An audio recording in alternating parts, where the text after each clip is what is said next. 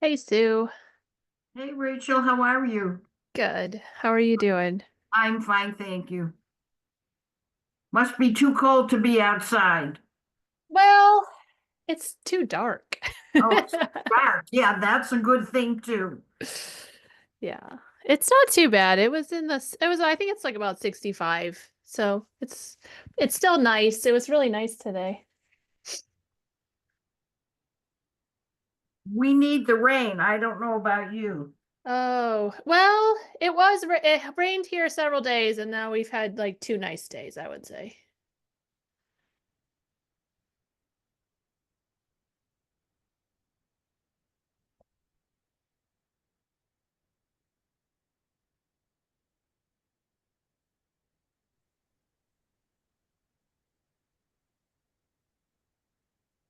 And there's Chris.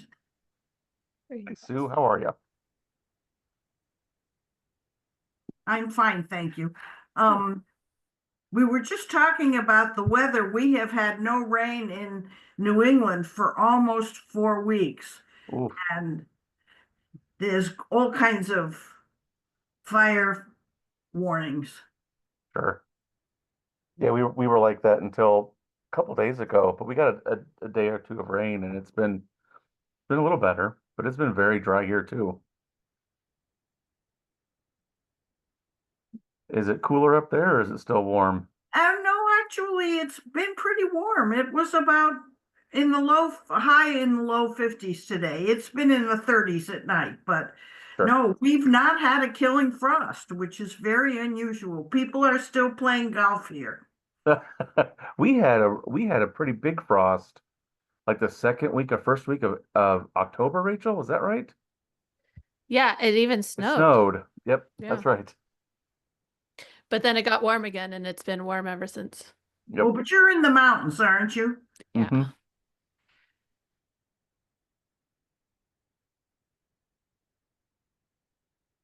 Sure are. Yeah, we're at 30, what, 38, 36, 3,800 feet, something like that up here. Not super high up.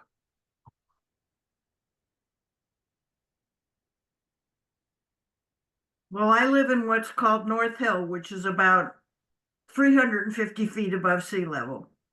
Hello, John.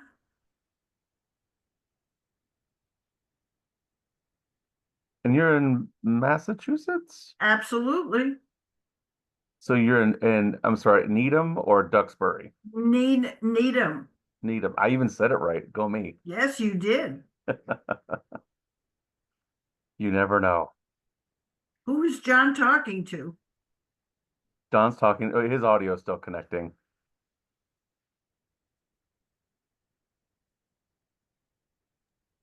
He might be on the phone, so he might not He be is on the connecting phone. yet. He's got this Yeah. phone in his hand. Oh, that's what it is. Yeah.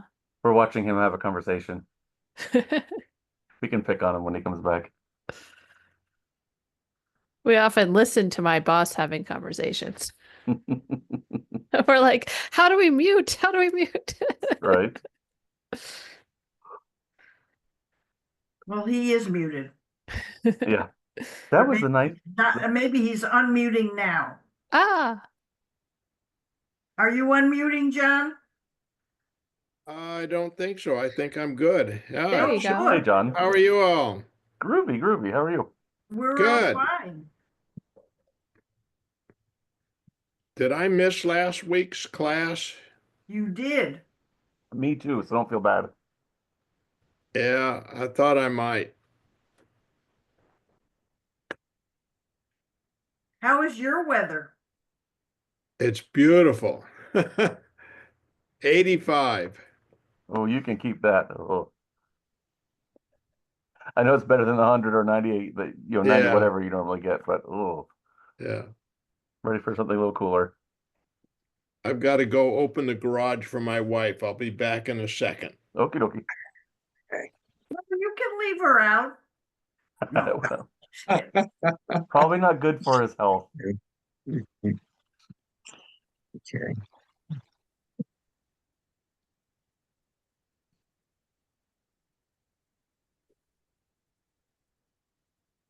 Hello, Fred. Is everybody over the election? More or less. We're still sitting Shiva. Oh, okay. Many such faces. My daughter says she's never getting over this election. It's yeah.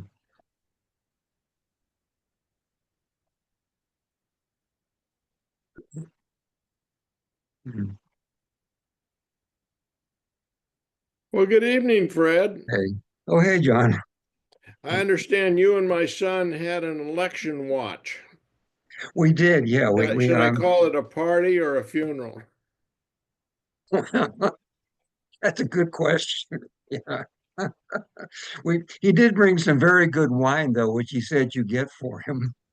Oh, Let me get the really? name of it. Yeah. Yeah, that's his favorite. So there was one positive aspect to the evening. Yeah, he he really likes that, and it turns out that's a place that I used to spend a lot of hours fishing and hunting Uh, when I was a okay. kid. Of course, it was not a vineyard at the point at that time. Yeah. What is the wine, Chris? Uh, Don't know. John, I forgot the name of it. I It's a forgot the name of it too. I just have too. it marked because that's Paul's birthday Yeah. comes up in December, and that's his standing Okay. birthday present. Well, I If he think we were have here, all. he could answer that question. Okay, yeah. Yeah, Well, how are they? We haven't seen them in a while. I know they're fine. They're both mhm, really busy, and I Yeah. mhm, talked to them last week, and I said, "Hey, you guys got to get back in our class. We miss you." Yeah. mhm. Yeah, we do. Okay.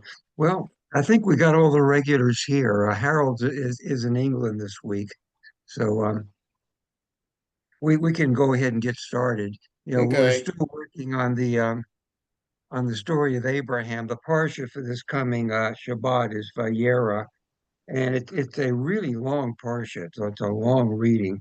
So I think probably we should just go over the part that we'll actually read, which is the third part. We're in the third lap of the triennial cycle. So we'll be starting on chapter 21 in Genesis.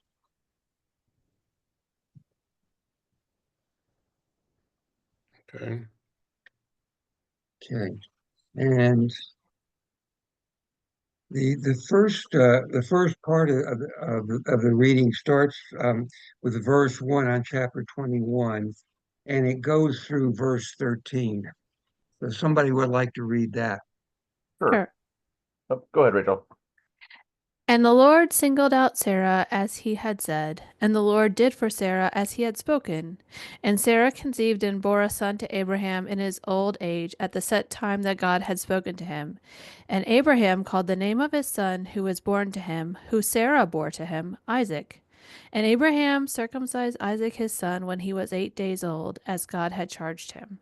And Abraham was 100 years old when Isaac his son was born to him. And Sarah said, Laughter has God made me. Whoever hears will laugh at me. And she said, Who would have uttered to Abraham, Sarah is suckling sons, for I have borne a son in his old age.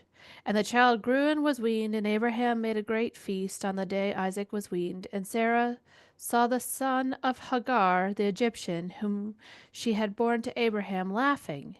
And she said to Abraham, Drive out this slave girl and her son, for the slave girl's son shall not inherit with my son Isaac. And the thing seemed evil in Abraham's eyes because of his son. And God said to Abraham, Let it not seem evil in your eyes on account of the lad and on account of your slave girl.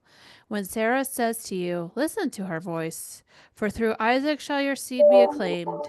But the slave girl's son, too, I will make a nation, for he is your seed. Yeah. So it doesn't come across quite as well in the English, but the writing here is kind of clever because it's all built on one word. Well, in Hebrew word sahak, which usually means to laugh, or it can mean to play, or it's actually a euphemism for sex in some sections, or it can mean to mock or make fun of someone. And it's really used in all these senses here. Um, if you remember last week when God first told Abraham, um, that he was going to have a son the next year. Abraham laughs, at least laughs to himself, not in front of God. So here we have the word Sahak for the first time, and of course this is where Isaac gets his name, Yitzchak. He will laugh. But they pick up on the same theme in this one because let's see, Sarah, Sarah says, God has given me laughter. Everyone who has seen me will laugh. And then the last time it's used, probably in a different sense, is at Isaac's feast when he's weaned, and Sarah sees Ishmael. And again, the word used here is mitzachek, which can be translated as laughing, or it can be translated as mocking. And we don't. The story kind of leaves it open. We don't really know. Is Sarah mad just because Ishmael's having a good time at the party, or is he mocking Isaac in some way, saying he's younger and I'm older? So, we really don't know. But apparently, this use of laughter is the turning point. Sarah sees that, and then she goes to Abraham, and Abraham can tell him he's got to get rid of Ishmael. But it's interesting here. He says that it was evil in Abraham's eyes because of his son, but it doesn't say which son. Um, but you assume it's probably Ishmael because if it's evil in his eyes, getting rid of Ishmael, that's probably the son that the text is referring to, which means Abraham loves Ishmael just as much as he loves Isaac. At least that's the way I would read this text. Hmm. Then the next, of course, so she's driven out, and the next part of the story really goes from verse 14 to verse 21. If someone wants to read that part. Sure. So Abraham awoke early in the morning, took bread and a skin of water, and gave them to Hagar. He placed them on her shoulder along with the boy and sent her off. He departed and strayed in the desert of Beersheba. When the water of the skin was consumed, she cast off the boy beneath one of the trees. She went and sat herself down at a distance, some bowshots away, for she said, let me not see the death of the child. And she sat at a distance, lifted her voice, and wept.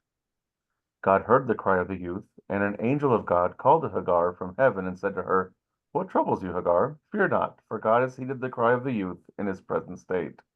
Arise, lift up the youth, and grasp your hand upon him, for I will make a great nation of him. Then God opened her eyes, and she perceived a well of water. She went and filled the skin with water and gave the youth to drink. God was with the youth, and he grew up. He dwelt in the desert and became an accomplished archer. He lived in the desert of Paran, and his mother took a wife for him from the land of Egypt. Anybody knows anything strange about this story? And well, if you have to think back to last week, when the reading last week, God tells Abraham that Sarah was going to conceive, and this time next year you're going to have a son by Sarah. The other thing he tells him at the same time is you've got to circumcise yourself and all the guys, who are with you. And uh, and Abraham circumcises Ishmael at the same time at the age of 13. So Ishmael is 13 years old when God makes this announcement, which means that he's 14 years old when Isaac is born. And this feast is the weaning of Isaac, which is probably a couple of more years. They nurse babies for a long time then. And so when this happens, Ishmael is 16 years old. He's not some little baby his mother can toss under a bush. In fact, if you think about it, the two of them, it's more likely that Hagar would be having trouble, than Ishmael. And my theory about this anyway is that this is probably two different versions of the same story, which you frequently see in the Bible. You here Ishmael's a helpless baby, and his mother just tosses him under a bush so she won't have to watch him die. But if you go by the previous story that he's circumcised at 13, he's a 16-year-old who's probably a lot better able to bear the desert than his mother is. And I think it's probably one of these situations, where you have two versions of a story, and they just left them both in. There are a lot of examples of that, and I think this is just another one. And And then it goes on to the next episode in Abraham's life. That would be the third and fourth readings for this Shabbat. And the next section is 22 through 34. Somebody want to read that? Sure, I'll go ahead. Mhm. At that time, Abimelech and Phicol, the commander of his army, said to Abraham, God is with you in all that you do. Now, therefore, swear to me here by God that you will not lead falsely with me or with my descendants or with my posterity, but as I have dealt kindly with you, so you will deal with me and with the land where you have sojourned. And Abraham said, I will swear. When Abraham reproved Abimelech about a well of water that Abimelech's servants had seized, Abimelech said, I do not know who has done this thing.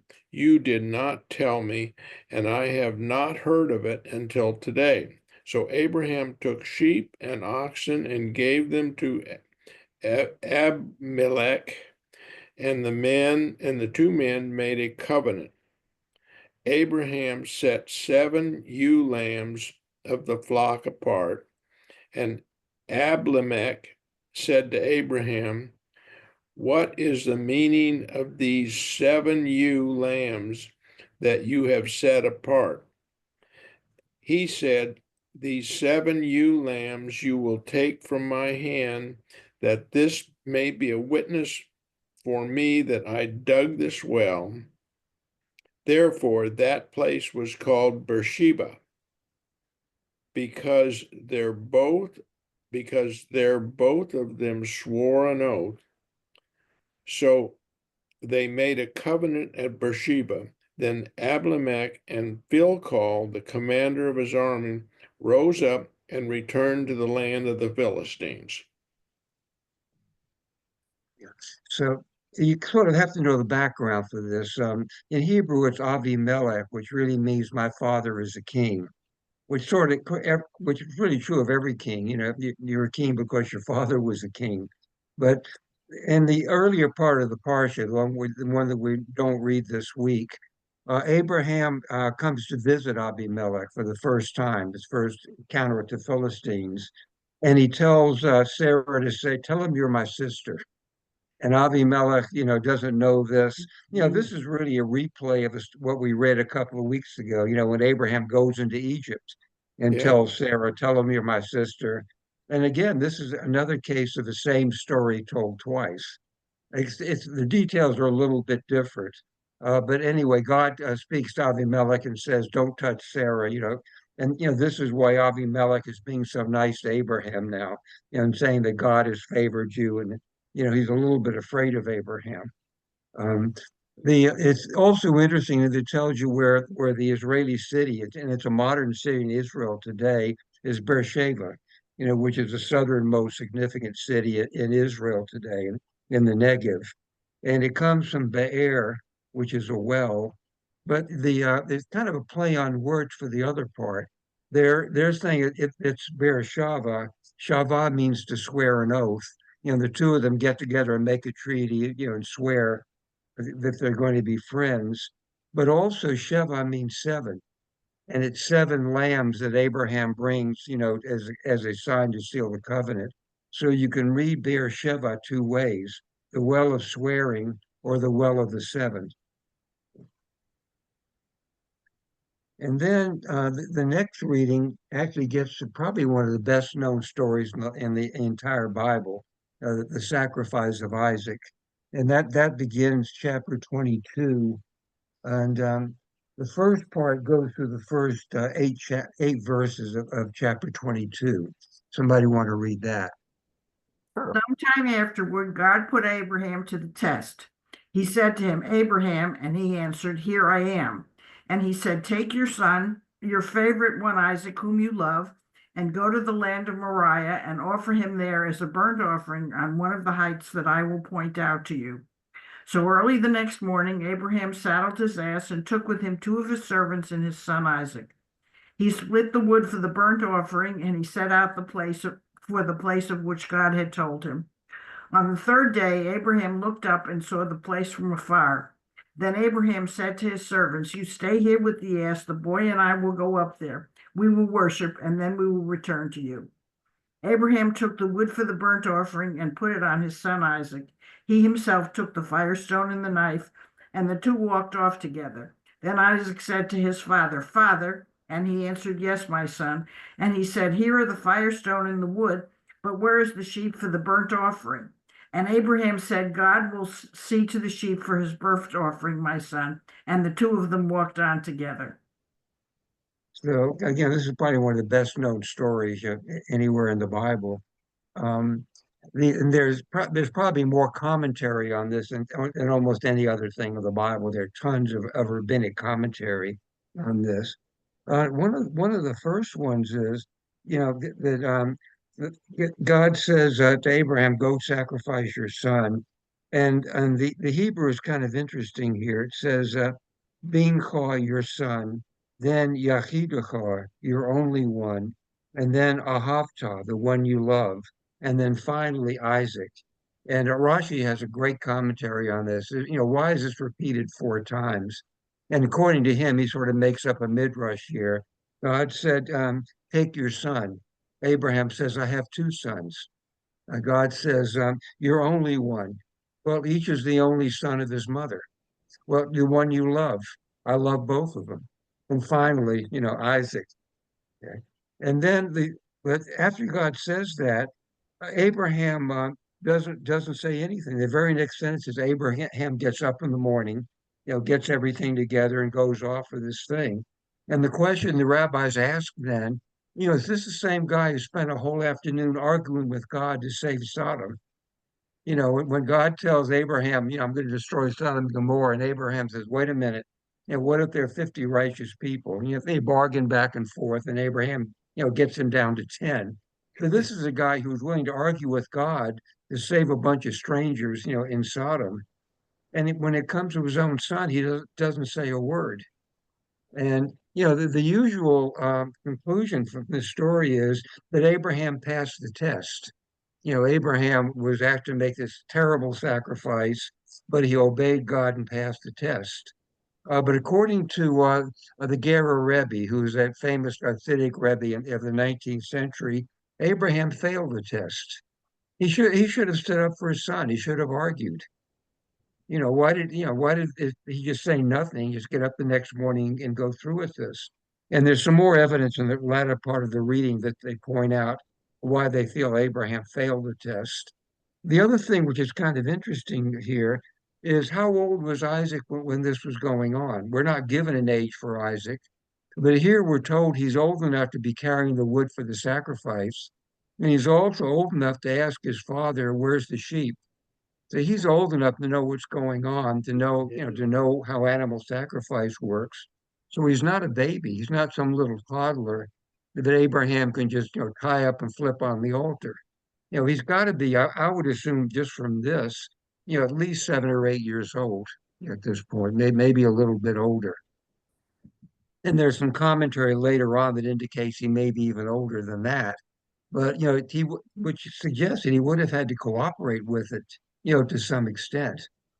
Um, the other thing is, of course, that everybody's always shocked by this. God asking Abraham to sacrifice his son, but actually, to the audience that first read this story, there's nothing surprising here at all. Human sacrifice was very common in the ancient world, particularly child sacrifice. Archaeologists in the Middle East have found altars, with the skeletons of babies and young children around them. So there would have been nothing surprising at all to the original uh, audience for this. And even much later on, if you go to even after child sacrifice, went out in the ancient world, if you go, let's say, to a city that has a really old graveyard, like the Charleston or Savannah, a place that has a graveyard going back to the 18th and 17th centuries. If you look at the dates on the headstones, about half of them will be children's graves. Even up until the 19th century, kids died commonly. To us, the death of a child is a shocking, rare kind of thing. Every summer there's at least one swimming pool accident, or at least one or two kids will die in auto accidents. You have a rare cases of childhood cancer. We hear of the death of a child, it's really a shocking event. To most people, right up until the 19th century, really, it was, you were as likely to die at 4 years old as you were at 40. The Mm. death of a child was really nothing surprising. Kids died by the thousands in epidemics of measles and diphtheria, smallpox, yellow fever, polio and whatnot. So, to the initial readers of this, yeah, there's nothing unusual about this at all. Abraham is doing what a lot of fathers did, at that time. Um, and then the story continues with verse 9 and goes all the way through. Let's see, it goes from verse 9 through verse 20. Somebody want to read that? Sure. They arrived at the place which God had spoken to him. Abraham built the altar there and arranged the wood. He bound Isaac his son, and he placed him on the altar atop the wood. Abraham stretched out his hand and took the knife to slaughter his son. And an angel of Hashem called to him from heaven and said, Abraham, Abraham. And he said, Here I am. And he said, Do not stretch out your hand against the lad, nor do anything to him, for now I know that you are a God-fearing man, since you have not withheld your son, your only one, from me. And Abraham raised his eyes and saw, behold, a ram. Afterwards, caught in the thicket by its horns, Abraham went and took the ram and offered it up as an offering instead of his son. And Abraham called the name of that site Hashem Yirah, as it is said this day, on the mountain Hashem will be seen.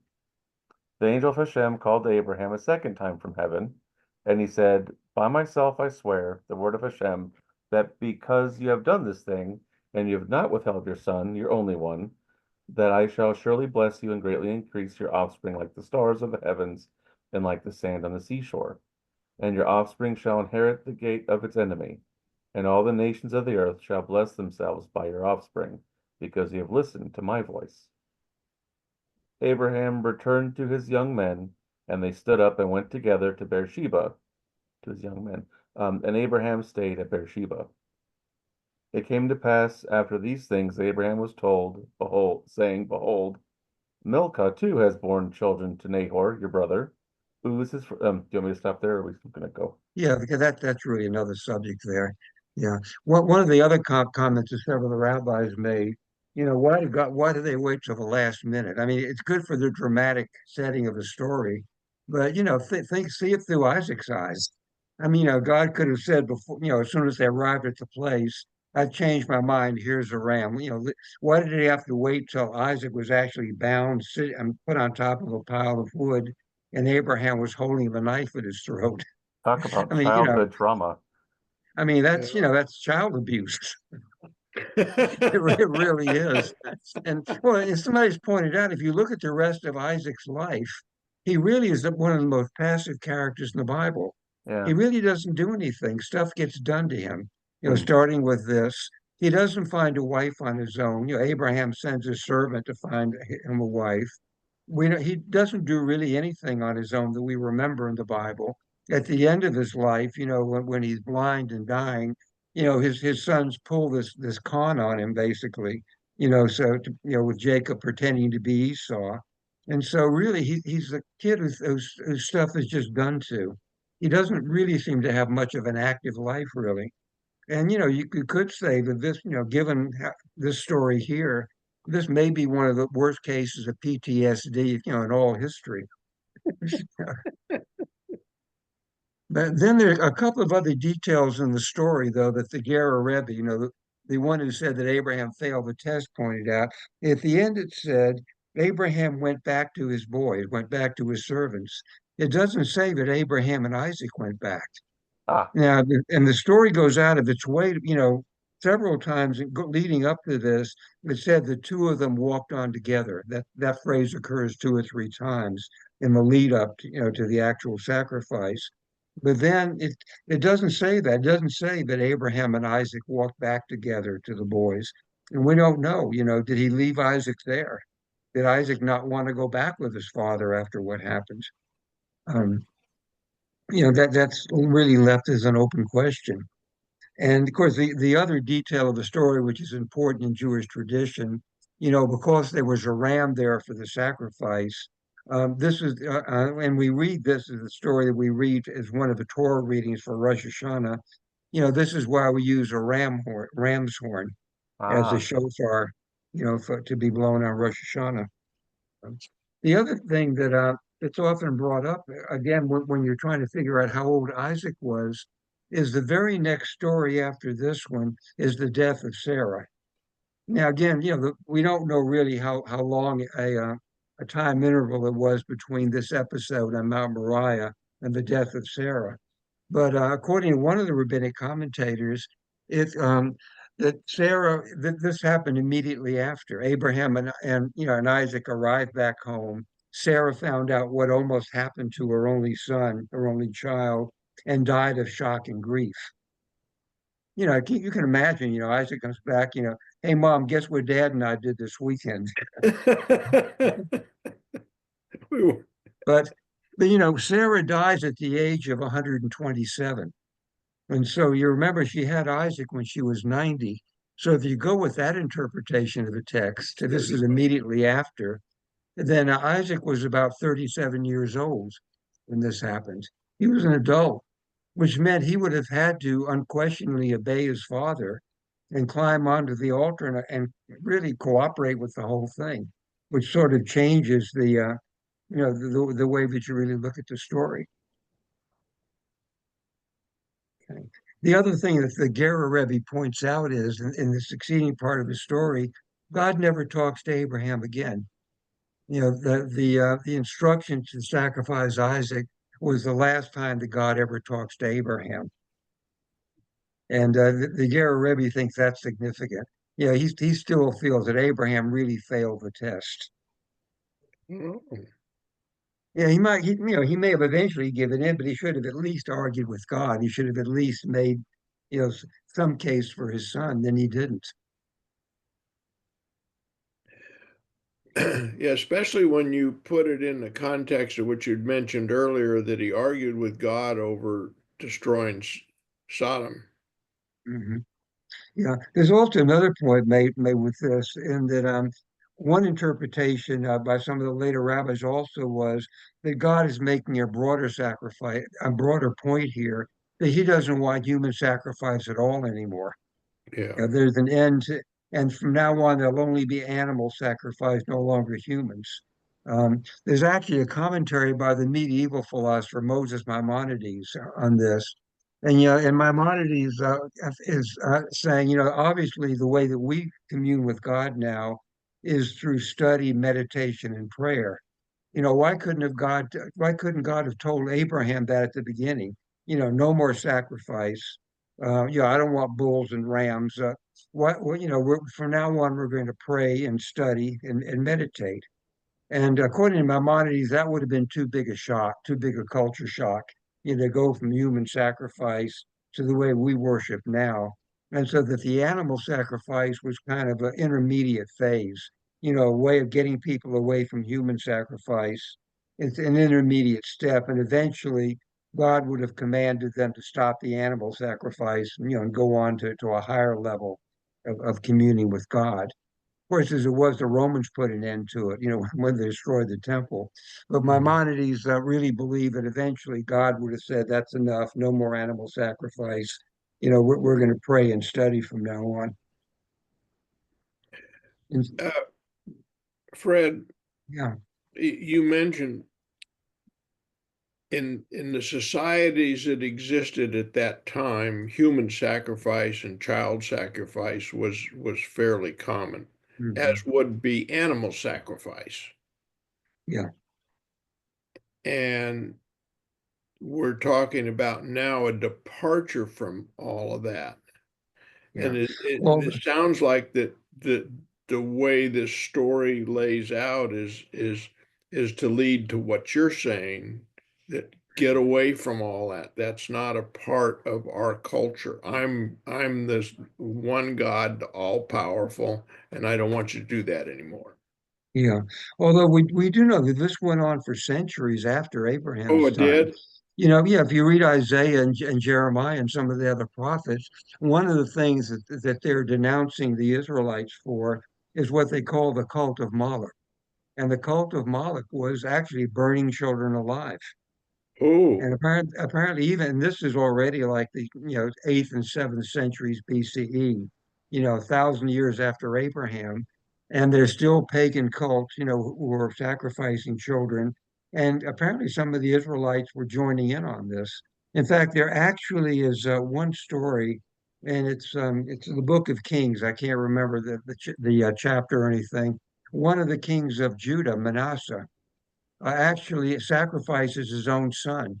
He's in some kind of battle with some other nation is going against him, and he actually sacrifices his own son, hoping that God will turn the tide of the battle.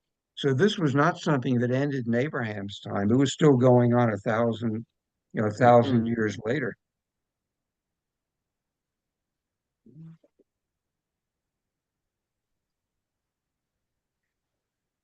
And again, you could even look at Christian theology, the idea that God sacrifices his own son you know, it, as a sacrifice, for atonement for the sins of the world Yeah. is still kind of based on that the ancient idea of human sacrifice. Hmm. Although the theology there is a lot more complicated. Yeah.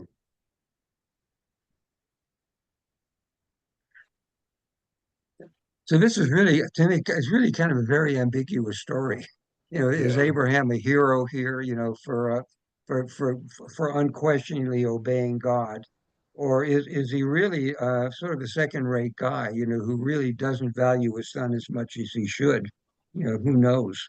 Um, it really can be, usually today we usually say, that, Abraham showed his faith, he passed the test. But really, to me, it's a very ambivalent kind of thing. You can look at it either way. And, the later rabbis really, I think, incline more toward being against blind faith. One of the major values that the rabbis really cultivated is arguing with God, not taking everything on faith, arguing about everything. It's always been considered a virtue in Judaism. There's very little emphasis put on blind faith, and a lot more emphasis on, you may eventually have to do with God's will because it's God's will, but you get to have your say too. Um, and so, and in that sense, Abraham really did not pass the test. Because the later rabbis put a huge amount of value on arguing. To them it was really the best way to learn. Because if you're arguing, you really get into it. You get emotionally engaged in it. You really throw yourself into something when you're arguing, as opposed to just passively absorbing a lecture or something that you're reading from a book. But they distinguish between two kinds of arguments. And they said in the Talmud, it says there are arguments that are for the sake of heaven, and there are arguments that are not for the sake of heaven. And what they meant by arguments not for the sake of heaven is when you're trying to win. You already know that you're right. And the idea, it's like these debates they have on TV, on cable news. The idea is not to get to the truth. The idea is to win and make the other guy look bad. Trip him up in a contradiction or something, or show how clever you can be. And both people on either side of the debate already know that they're right. The idea is to make the audience see that and to make their opponent look bad, look wrong. The argument, which is for the sake of heaven, is when you have two people who really want to find out the truth.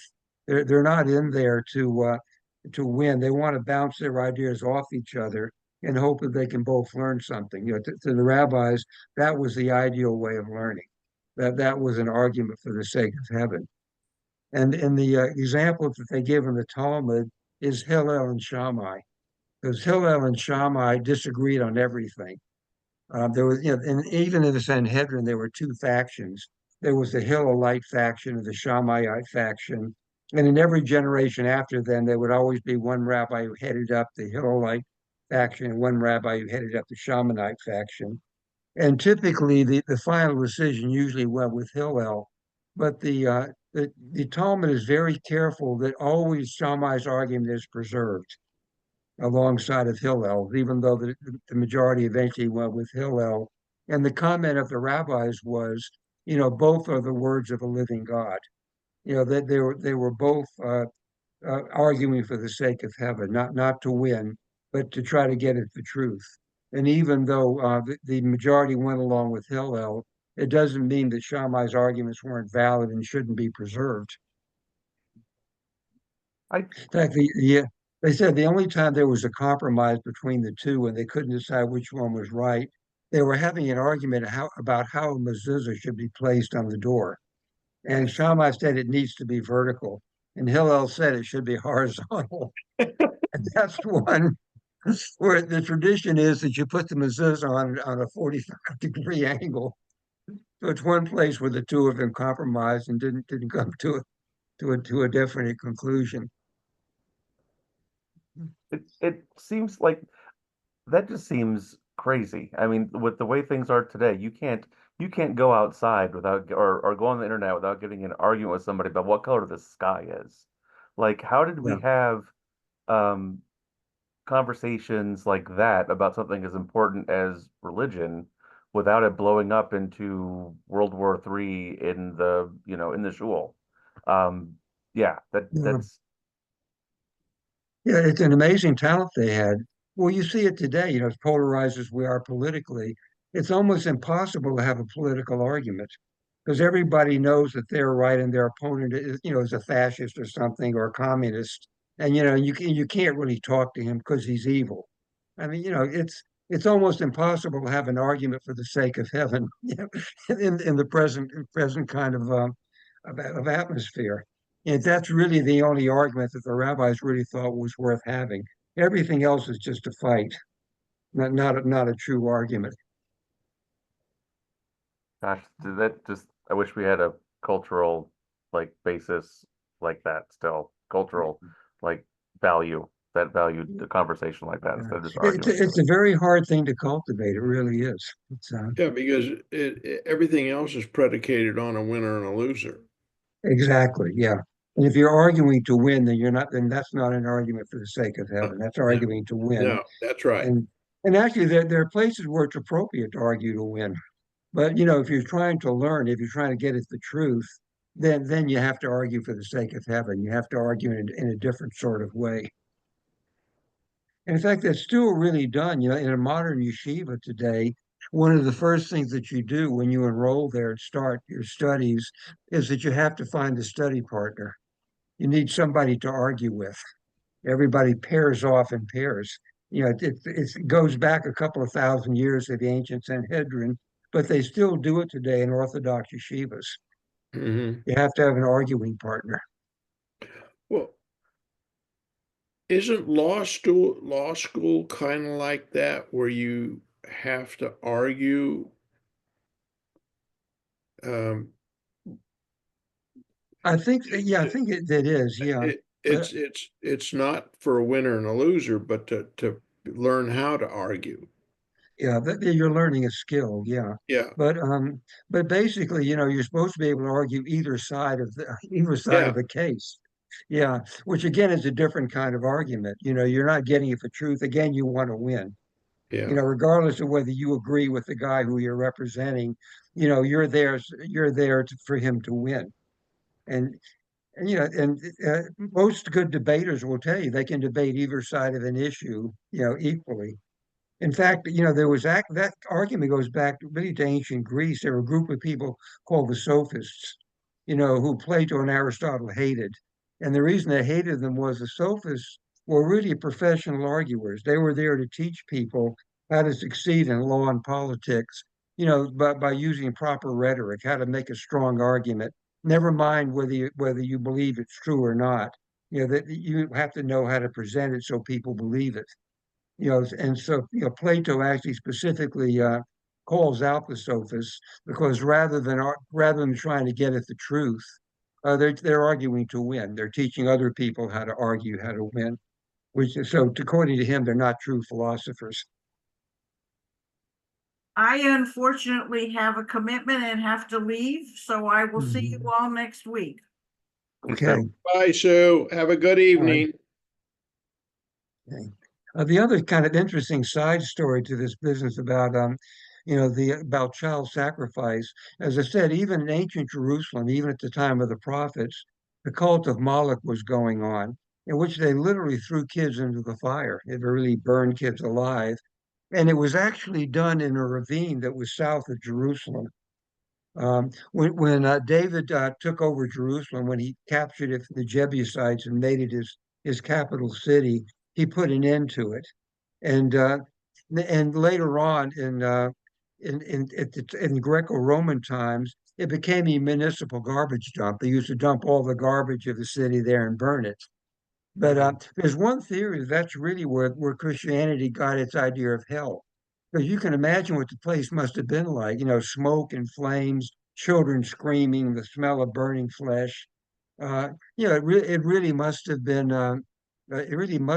something like what we would consider hell to be.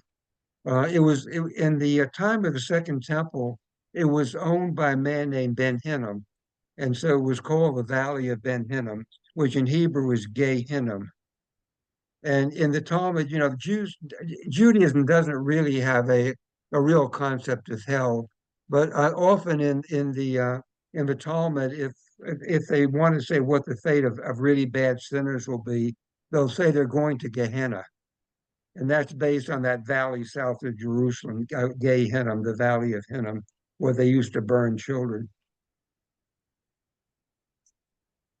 So what you're saying then is up until that point in time, even this particular sect of Judaism allowed for child sacrifice, and it wasn't. Well, apparently Abraham wasn't shocked by it, so we have to assume in Abraham's time, even to Abraham, I mean, he doesn't say anything to God. Um, he just gets up the next morning and does it. So apparently Yeah, there was nothing shocking or unusual to Abraham about this. I mean, obviously he wasn't happy about it, but he didn't sure. appear to be shocked or outraged by it. God said to do it, sure, I'll do it. So apparently, it was must have been a very commonly done thing. Mhm.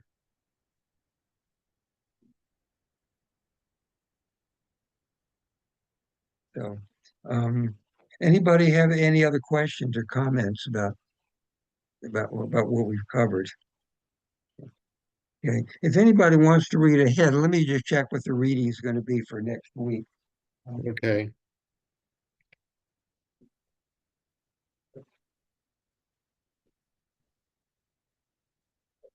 The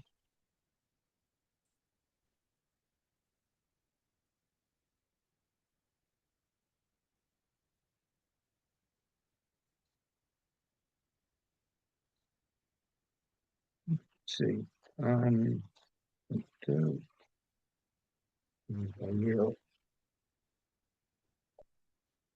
okay, the next reading will be, let's see.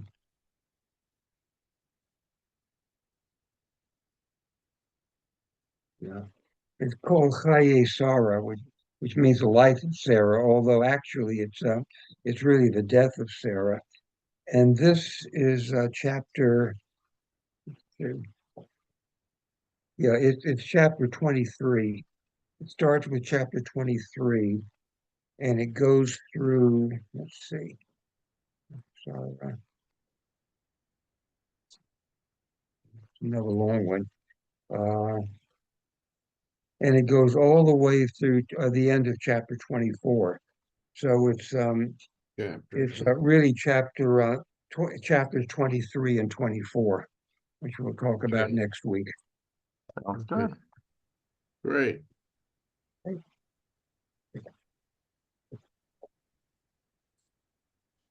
Okay. Okay. See you guys next week. All right. Thanks, Fred. See Thank you, y'all. Fred. Yeah.